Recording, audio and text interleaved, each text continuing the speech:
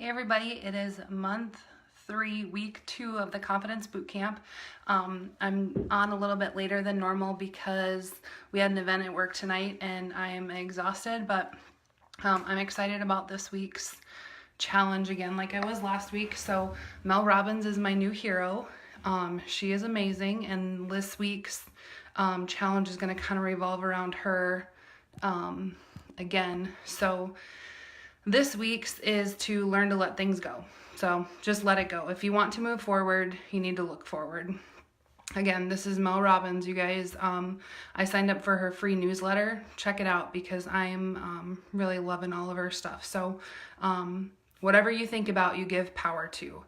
Give thoughts to crappy people and things that happened in the past. You pummel yourself and you make yourself wrong and ultimately you hurt yourself. So those things that you hold on to that happened in the past, you're giving more power to them and you can't let it go because you keep thinking about it. So instead of looking in the past, do your best to look forward.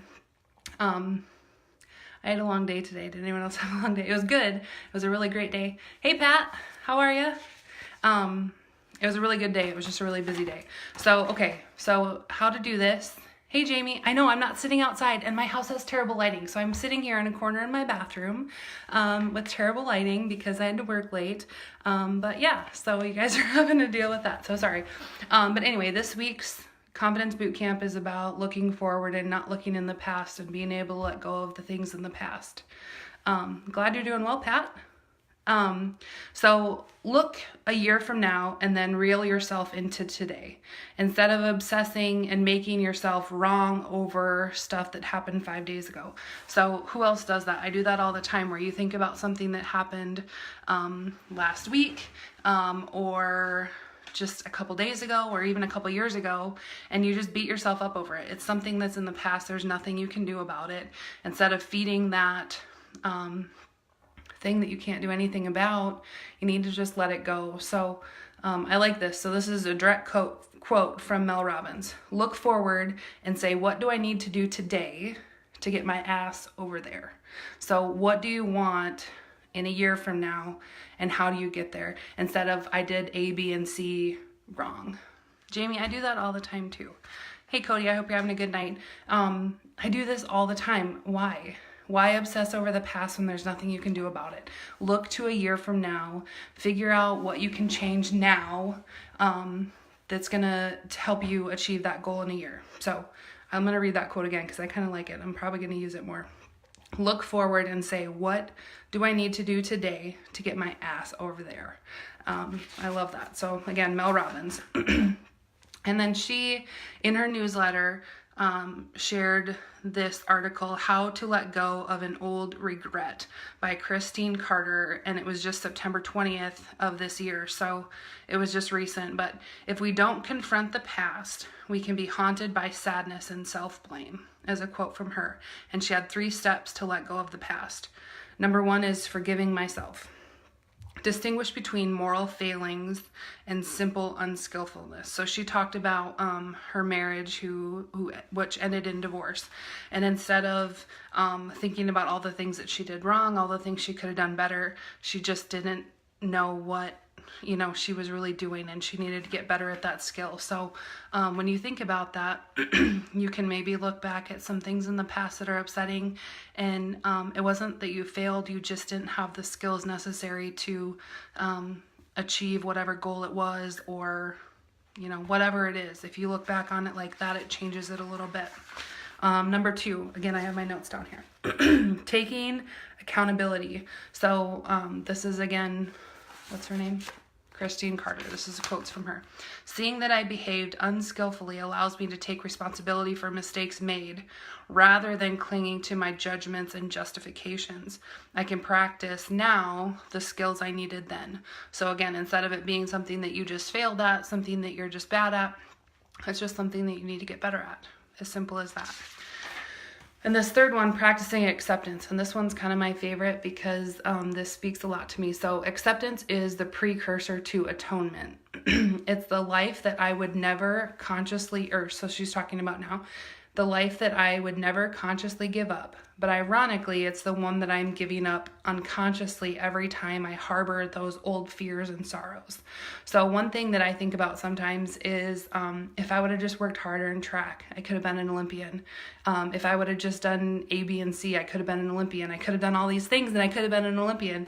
But if I would have done that, I might not have the life that I have now. And that's like, you know, changing my life now, and I wouldn't change anything about it.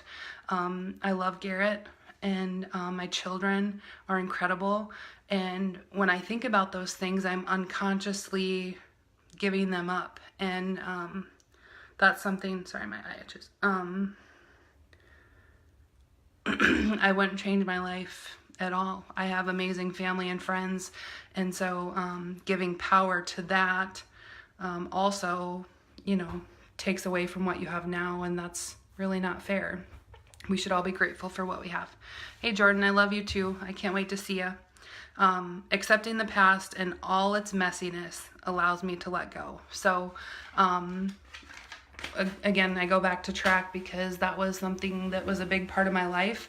I moved across the country, you know, multiple times. I did a ton of crazy things. It's something I can look back on and be really proud and happy with. But, you know, I used to look back, and I still do, and think about things I could have done differently, but now I have a new perspective on it. Instead of seeing any negative about it, I just need to think about the positives, accept it as it is, and be thankful and grateful and happy for what I have now, because what I have now is incredible. My kids and Garrett came and visited me at work tonight, and it was amazing. You know, everyone came up and introduced themselves to them, and it was just great.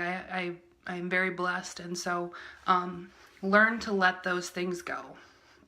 If you want to move forward, you need to look forward. And I'm going to read my favorite quote again from this. So look forward and say, what do I need to do today to get my ass over there? I love that. I'm going to use that all the time. I might write that like on my mirror or something.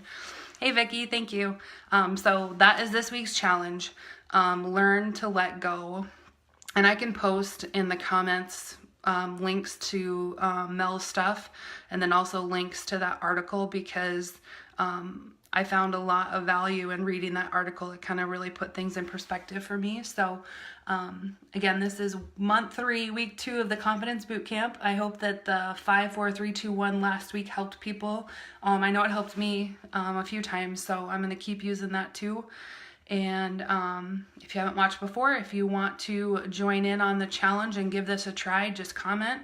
And then if you want to get entered into the drawing for a free product from my website, we've had 2 winners so far that have been sent the product of their choice. No charge, no shipping, no nothing. So thank you, Jamie. You're awesome too. And Vicki, thank you so much. I hope that what I'm doing is helping people.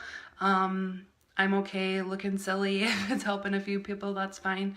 I wish that I would have been doing things like this more, so sooner.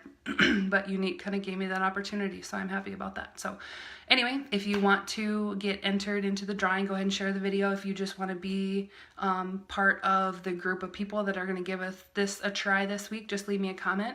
And I hope you all have a beautiful night. I'll see you guys next time. Thanks.